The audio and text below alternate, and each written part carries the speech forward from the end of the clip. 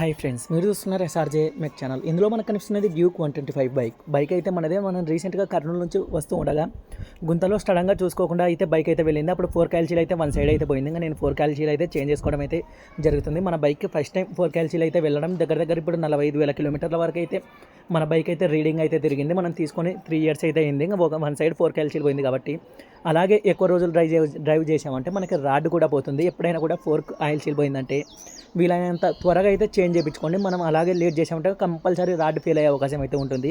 దీనికి మనం అయితే ఆయిల్ సీల్ అయితే ఆర్డర్ పెట్టి తెప్పించుకోవడం అయితే జరిగింది.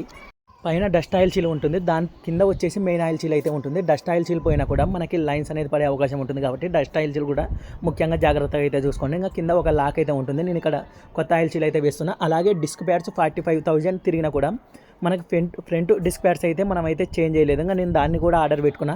కాస్త వీల్ అనేది టైట్గా తిరగడం మనకైతే కనిపించింది. డిస్క్ ప్యాడ్స్ అనేది పోయాయి అని మనకైతే అర్థమైంది. పూర్తిగా అయితే అరిగిపోలేదు. పూర్తిగా అరిగిపోయే వరకు పెట్టామంటే డిస్క్ ప్లేట్ పోయే అవకాశం ఉంటుంది కాబట్టి నేను అంతవరకు అయితే పెట్టుకోను. ఇంకా డిస్క్ ప్యాడ్స్ అయితే కొత్తవి అయితే ఆర్డర్ పెట్టుకొని తెప్పించుకున్న. 420 రూపీస్ అయితే కొత్తవి అయితే ఉన్నాయి. మీరైతే చూడండి, ఫైనల్ స్టేజ్లో ఉన్నాయి.